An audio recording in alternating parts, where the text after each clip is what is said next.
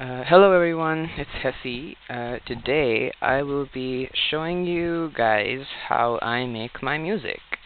I've been wanting to make a breakdown video for a long time, and today I decided to do it, and I'm going to be showing you guys how I made my personal favorite song, Purple Lizard, as you can see here.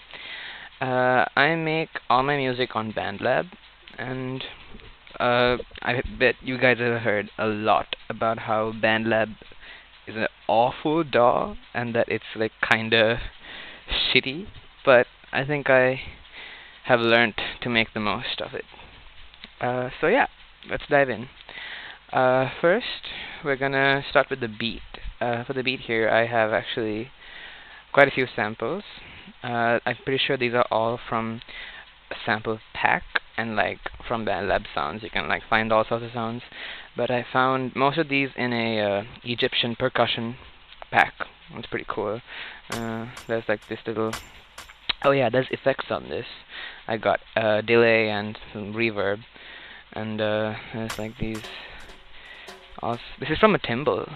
Timbale. It's a timbale, and all sorts of little sounds that I chopped up and arranged in this order. And it's the first part of the song that you'll actually hear. And I think it's really nice. I think I don't know, it's got a fun groove. And all the sounds kind of work together. And like, it doesn't feel too repetitive, I think. I don't know. I mean, halfway through the song when the other parts of the beat come in, you can barely hear it anyways. Okay, next is the chords. The chords, I actually really love these chords.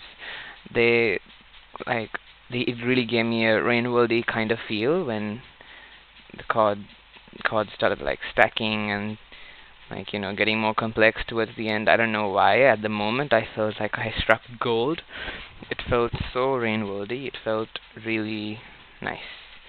And the instrument I've used here is something called a Harris wobble. I've used quite a few effects to actually change how it sounds, but this is what it sounds like without effects, right? But after adding effects,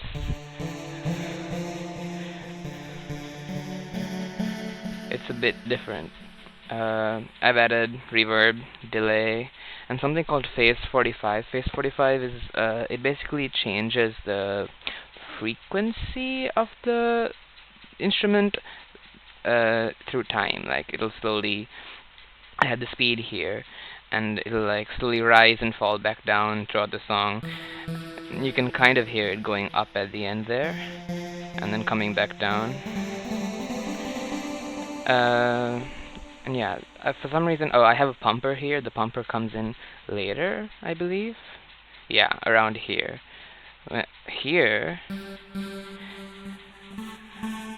the pumper, kind of like, it's like side chaining, where there's the kick, and then the bass basically over here, the bass and the kick and whatnot, and it just kind of goes in and out, and it sounds cool.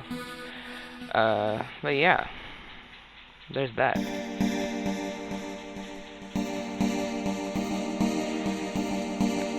And that's the main chord progression I started with. And then I slowly started adding more and more on top, stacking.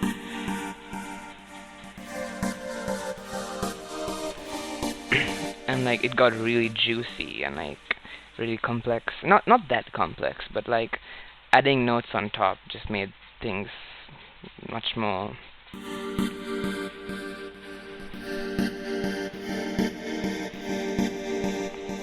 It just made things much more mysterious sounding, I guess. And I really wanted to emulate like a deserty, warm heat wave kind of like, I don't know how to explain it, just like a weird alien sound. And I think layering notes on top helped add more mystery, add more juice to the beat, you know?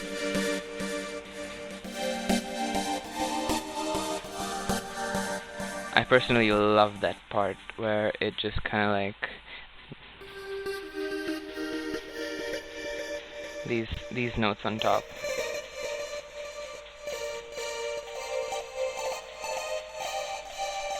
Those parts, they just sound so nice.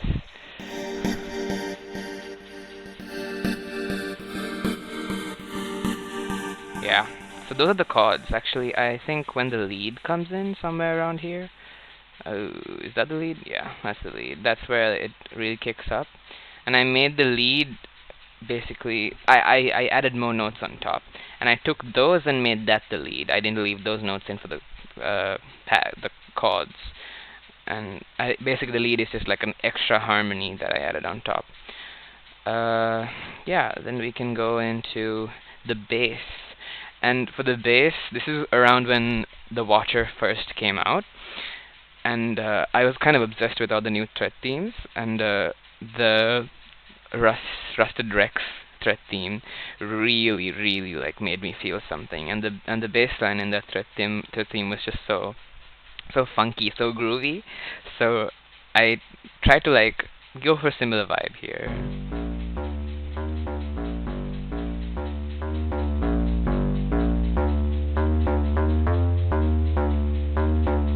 So it's really similar to the Rusted Rex bass line, but a bit more following the Arabic scale. The yikes, following the Arabic scale. Yeah, that. And this is a classic synth bass. I actually use this specific bass a lot in my songs. I love this bass so much. I abuse it.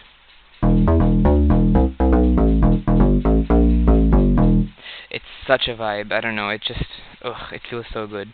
And all that I got here is something called a BL driver. BL.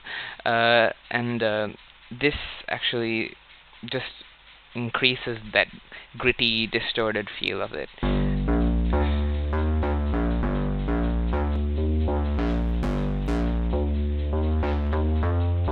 As you can see, it really changes up the vibes. And there's a little run here, actually. Yeah. I really wanted to like make it resolve at the end, but there's not much of the bass. It just stays the same, doesn't really change much. What's next? Oh, this little flute part. I really like it. Actually, not yet. I'll go for the harp. This is a fill-in that I added just to have like some texture, something going on in the background. I have a lot of effects on this, as I remember. Yeah, quite a few. Ping pong delay. This is fun because the delay hops from the left side to the right side of the earphones or the device you're listening through, basically panning back and forth. But like each delay sound is, spread evenly between, and you can see I spread it 100% so that like if you're listening with one earphone, you'll only hear a certain part of the fill-in. Then there's the reverb, of course, and this basically adds harmonies on top of what you got. This multi-shifter thing. Let me play that.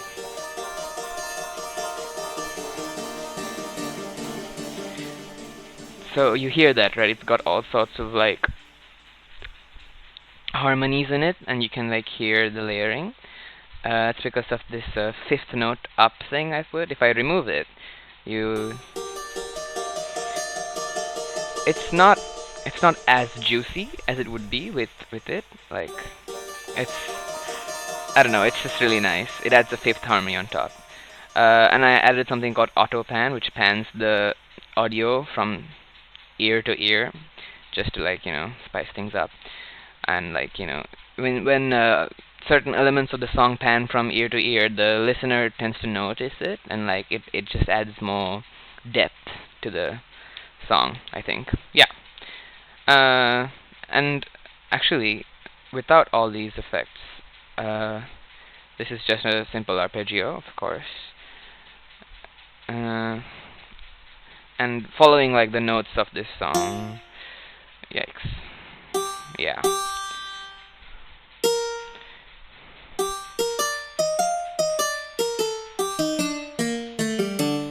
Yeah, that's what it sounds like on its own.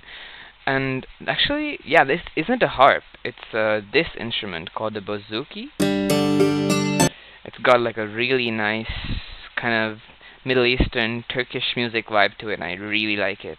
Even though I labeled it as harp here, it's not a harp. The BandLab harp sounds different. But yeah, I feel like hearing this from time to time within the song, it adds more of that Middle Eastern desert-like vibe, and it just makes things interesting. Yeah, I'm actually really proud of how that sounds. uh, oh, this shaker. This is actually an audio loop that I found here, and I don't think I did much to it. Yeah, I haven't done anything. Yeah, just for like a kind of vibe. This actually goes really well with the rest of the second beat that I put in. Yeah.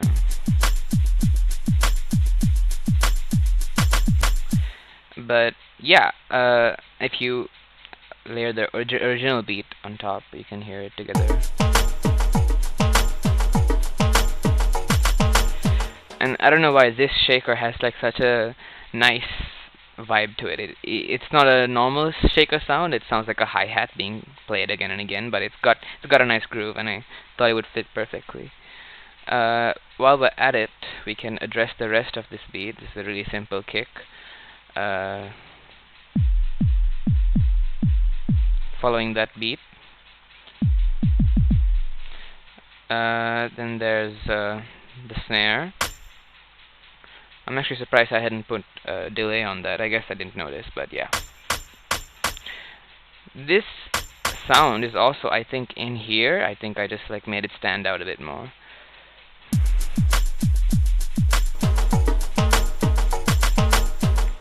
Yeah, it's a nice vibe. What can we move on to next? Oh, yes, the steel pan. This is also another filler, similar to this little harp piece. I wanted to use a steel pan because the region I made this for, Sunken Resort, it's like in the middle of an ocean, so I wanted to emulate a more ocean-like feeling too, even though this song sounds very Middle Eastern. I only made it sound like that because it's for a room that looks very warm and very sandy, but like the rest of the region is full of water, so I just wanted to like have that vibe. Yeah, like, really mysterious, really, you know, again like that Middle Eastern vibe. Again, I just have some reverb and same thing as before, ping pong delay, the pan delay, and it's just there to fill things in, to add more juice, more spice. Uh, yeah, then we can go on to the next part of the song where this little flute part, the flute solo, comes in.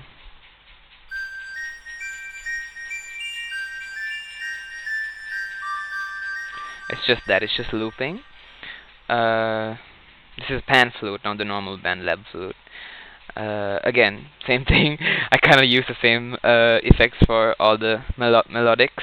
I used reverb and ping pong delay. I think I used way too much ping pong delay, but it adds a vibe. It fills in the ears and it fills in the background and makes things nice. Yeah, and then we have this, the taiko. It's like a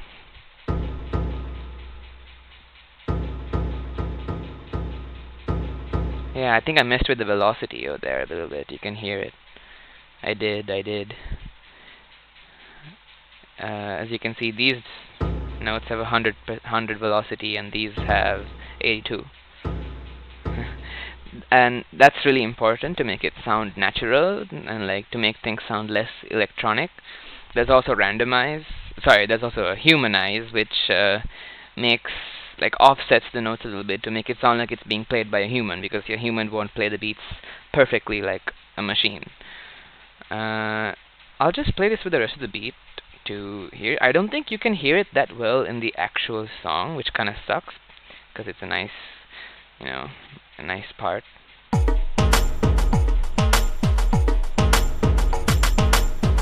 Yeah, you can just barely hear it, but I think the song would sound different without it, you know. Uh, what? Yeah. Then the climax of the song, of course, where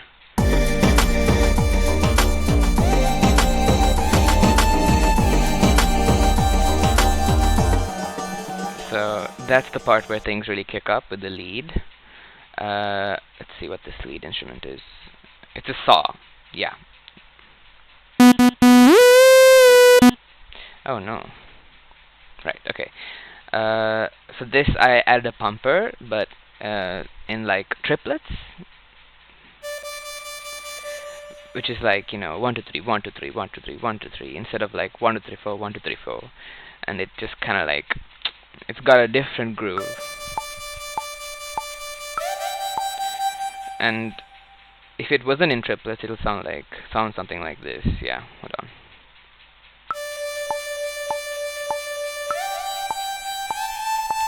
Which doesn't, like sound the same as this. It's just so much better. And like it I guess when for a song that's in 4/4, when there's triplets, it adds more of like a groove, more of a like a shuffly feeling, and for the climax of the song, I think that's perfect. There's more reverb and more delay, and I actually don't know why I've used. Oh yeah, pitch shifter. At the end of the song, the pitch goes up.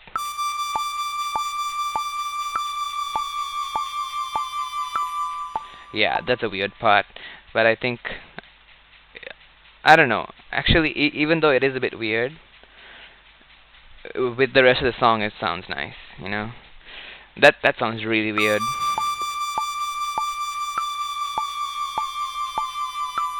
Yeah, it goes down at the end.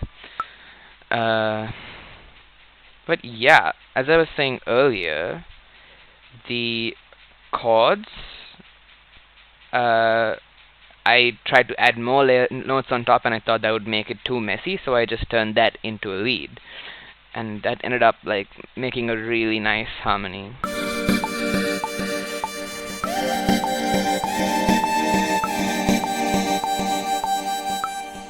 Yeah, that part really pissed me off. Pisses me off now. At the moment, I don't think I noticed it or like didn't really care about it. But right, like as I'm listening now, or every time I listen to this song, I get mad that I didn't continue this note. It just stops there. I wish it didn't stop there, because it's so abrupt, and now I keep nitpicking it while listening to the song and getting mad. But there's nothing I can do. The video's up. The file is with the creator, and oh well. But now that I fixed it, let's see how it sounds.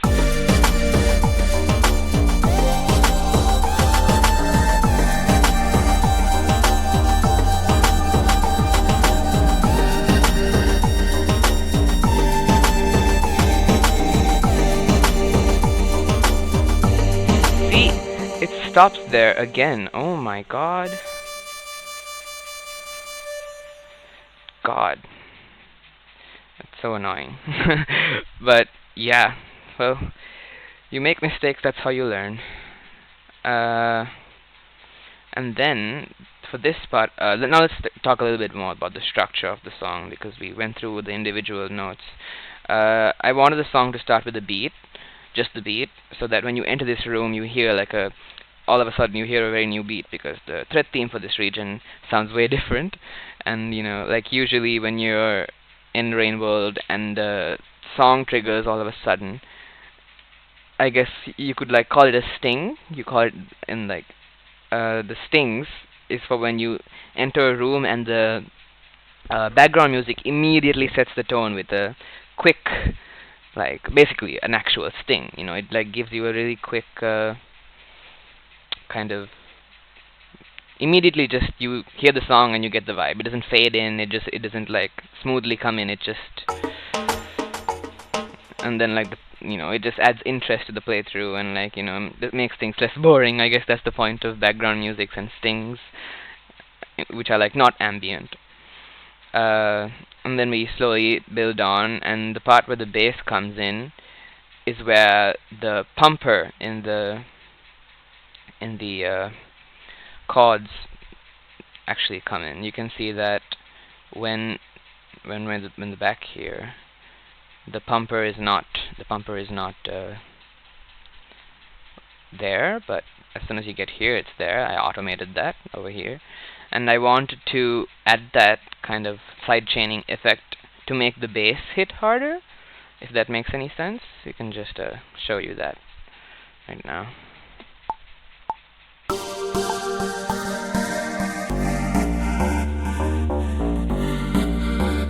You can hear a difference in like how the chords sound, yeah, versus this.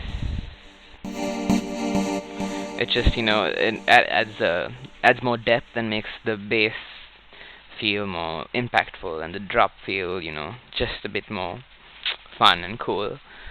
Uh, when we get to this flute section here, I basically made the beat stop playing, and I just wanted the shaker and the chords to support the flute solo.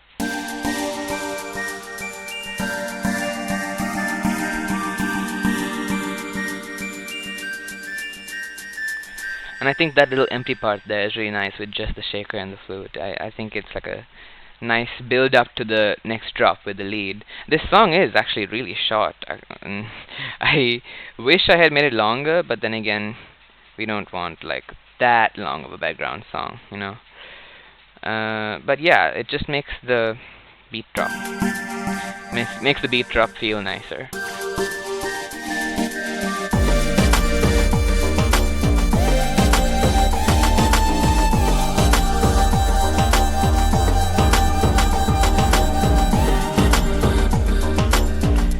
Yeah, I guess that's that. I feel like I didn't do a very good job explaining this song, or breaking things down, showing you guys how I did it, but I don't know, I might make more videos like this. This is really random, this is really not well executed. If you guys like this video, please tell me if you did, and if I should make more, and what other songs I should break down, and some tips on how to make the breakdown more enjoyable to watch, and what else to point out, what other things to show. Yeah, thank you for watching. Bye bye.